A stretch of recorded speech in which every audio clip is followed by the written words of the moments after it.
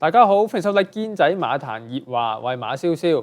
潘頓咧咁啊，自從呢個受傷復出之後咧，都喺香港咧騎咗3個賽日啦。咁啊期間佢都有去到澳洲咧去接下啲大賽啲坐騎嘅。咁啊香港嗰3個賽日咧，頭嗰2個賽日都叫做係有馬贏嘅，即係你話係咪真係即係發揮得好好咁樣？咁其實咧好大程度咧嗰隻馬啲形勢啊，即係家應高升。加埋嗰啲唯美主義，加埋啲不同世界，咁可能擺好多人上去咧，其實都贏嘅嗰啲馬咁，但係起碼咁佢都叫做有足夠嘅人物咧，去接到啲咧優質嘅坐騎啦。咁啊星期日咧，佢咧就得6隻馬跑嘅啫，當日係啦。咁啊嗰6隻馬當中咧，有3隻馬咧，最終係成為咗大熱門。咁值唔值大熱門咧？就大家就即係各有意見啦嚇。咁你覺得唔值，咁可能有啲人覺得值咧咁。但係咧，起碼咧數據或者係嗰個表面上咧，佢騎咗6隻馬咧，有3隻係大熱門，1隻係次熱門嚟嘅。咁啊，最終嘅成績咧得2個第3嘅啫。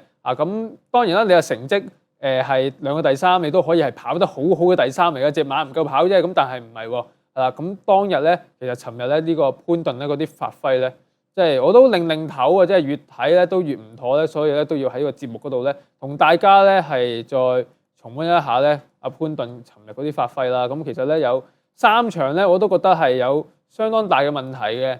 咁其中2場我攞出嚟同大家講下啦。咁其中1場咧就應該就大家咧可能喺其他平台都有睇到下噶啦，就係騎第8場啊嗰隻咧就係金鋒萬里。咁金鋒萬里咧就係一隻都未成熟嘅3歲馬啦。咁之前咧就要搞下啲出閘嘅問題啦。出閘 OK 咗啦，咁佢帶咗個阿箍。咁而家出到閘啦，咁但係咧就有啲重口嘅問題啦，咁所以呢隻金鋒萬里咧，雖然我覺得係個跑姿上邊咧係有啲唔規矩嘅，咁但係阿潘頓咧都可以再落力啲嘅。好啦，咁啊可以一齊睇下呢隻嘅金鋒萬里啦。佢就排咗係9檔起步嘅，咁當日係啦。咁呢一日咧，佢雖然個出閘咧有少少係慢咗嘅，咁但係就唔影響佢個真正機會嘅，即係如果你事後睇咧，呢組馬咧係快步速嚟嘅。咁依家咧基本上跑入前列嗰啲馬咧，即係啲紅衣醒目啊、準輝煌啊、紫荊拼搏啊。紅衣醒目咧就紅衫啦，咁另外呢個紫荊拼搏就尾3貼欄嘅位置啦，尾2準輝煌啦。咁所以咧包辦3腳嘅馬全部咧都而家喺個尾6個位置啦，係啦。咁所以咧呢隻金鋒萬里咧，就算慢咗閘，守住咗喺個包尾位置咧，其實唔影響佢真正機會嘅。好啦，到呢個轉彎啦，咁都係阿潘頓都係好整以下啦。其實呢隻金鋒萬里好似都支輸咁樣嘅。好啦，呢度咧就黐住條欄，都冇話有心去轉位噶啦。好啦，咁你呢度咧入到直路啦，紫荊拼搏同呢個金鋒萬里，咁你大家可以睇一睇兩個騎師。嗰個嘅攞位邊個會積極啲啦？呢度咧就金鋒萬里就喂紫荊拼搏，喂你行先啦，我跟住你馬尾得噶啦。咁你潘頓咧一邊咧佢都冇打過，隻馬佢聲稱話有少少內閃，冇乜點修正，哇到依家咧好似試閘咁樣嗰啲推騎力度，咁就按翻終點啦。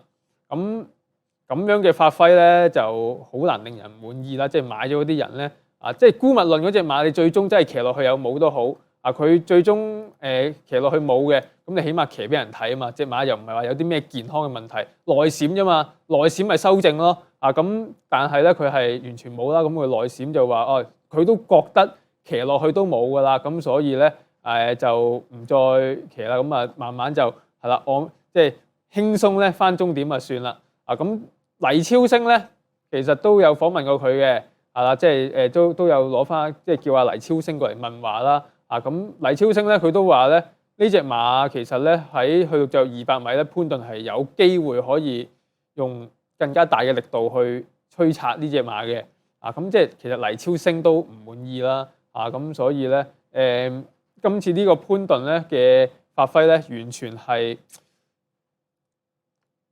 即係佢嗰啲即係其中一隻咧係會列入咧當如果有啲個咩俾人秋後算賬嗰啲咁嘅小氣寶嗰啲嘢咧，係啦，呢隻馬咧就肯定咧會係其中一隻咧係攞出嚟俾人講嘅馬嚟啦。咁呢隻嘅金鋒萬里咧就肯定都唔會有太多人滿意㗎啦。如果買咗呢隻馬，咁冇買梗係冇OK 啦。冇買嘅話，你咪繼續咁騎咯。咁都唔買你啲馬嘅話，咁但係起碼冠軍騎師咧，你有時六環彩都會包到佢啲馬啩，係咪先？係啦，咁所以就一定要攞出嚟講下啦。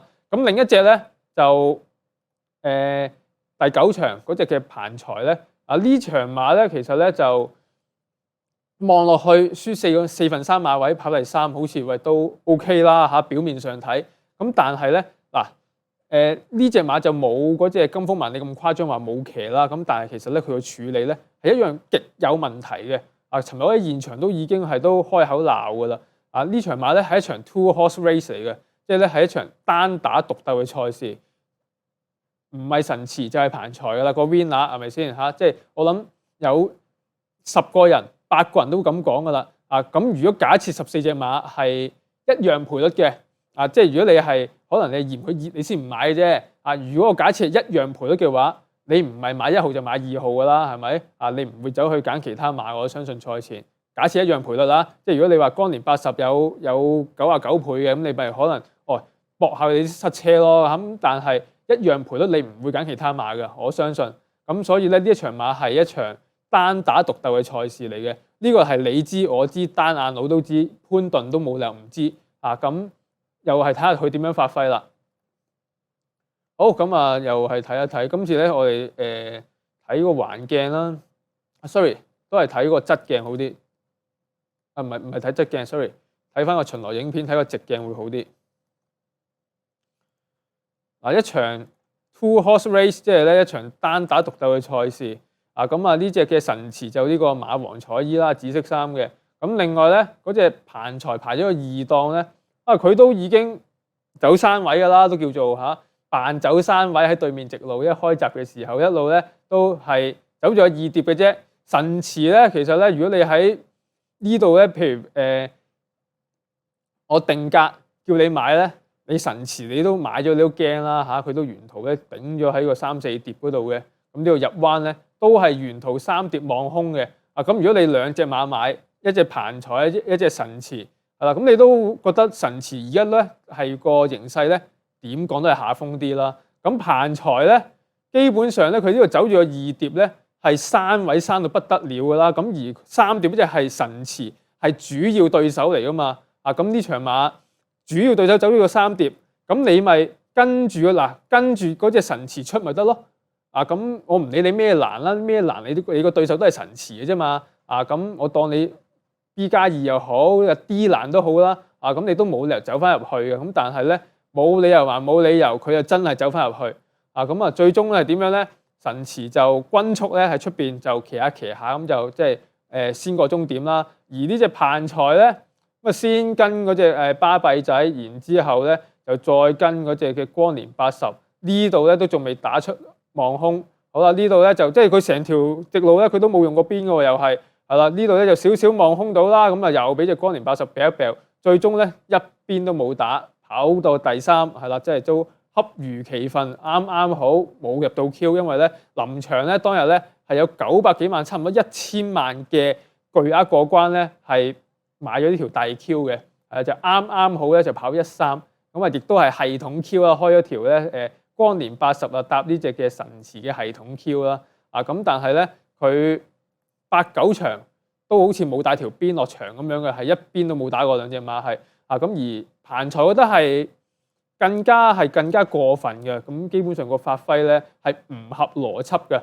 你冇可能係唔跟神馳嘅呢啲馬，即係我當你呢場唔係3班啦，我當你1級賽。咁你2隻主要對手，可能我當你係呢個遨遊氣泡鬥呢個浪漫勇士咁樣計啦。你冇可能係唔係針住你嗰隻主要對手嚟跑嘅。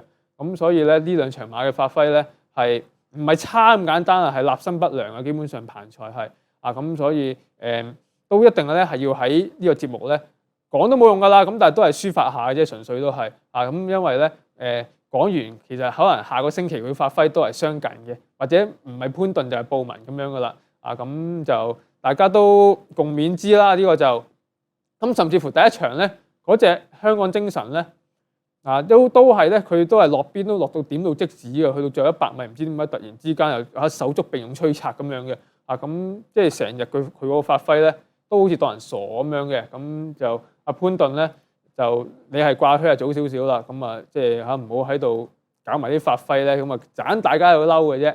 好啦，咁講完阿潘頓之後咧，咁嚟緊星期3咧都有9場嘅跑馬地賽事啦，咁我都要擺低隻心水嘅，咁我咧就第9場咧會係我喺精選過關嘅場次啦，咁另一場咧我都同阿波哥撞咗心水啊，咁我就中意第6場嗰隻1號紫荊歡呼嘅，呢一晚咧我就會 hold 住咧阿希斯嗰啲馬，希斯咧就啱啱星期日咧就連場博失啦，又得隻加冠王贏到馬啦，咁文福星博失咗跑第2啦，咁另外嗰啲紫荊拼搏九九為尊都係博失咗嘅，咁嚟緊星期3咧。佢都係出足9隻馬喎，呢個希斯係啦，咁9場馬咧佢都有馬出嘅，咁所以咧呢個希斯我諗都佢會試一試嘅，我諗4月咧試一試睇下咧 touch 唔 touch 到嗰個冠軍係啦，如果佢可以收窄到同阿蔡嘅距離嘅，我諗5、6、7月咧佢都會繼續練嘅，否則咧如果你都仲爭10場8場咧，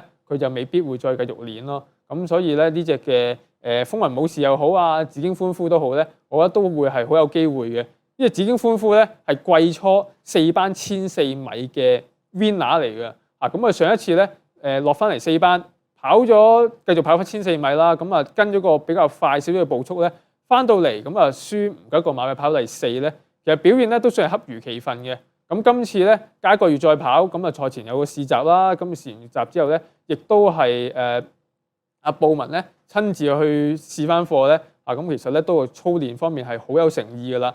咁喺拆3組嘅谷草千二咧，亦都係佔到個優勢嘅，即係級數上面有個優勢嘅。排個2檔亦都好跑咧，呢個紫荊歡呼咧，亦都嗰個贏面都係相當高嘅。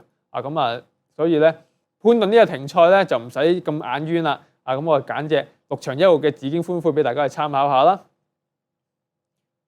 好，咁都係啦。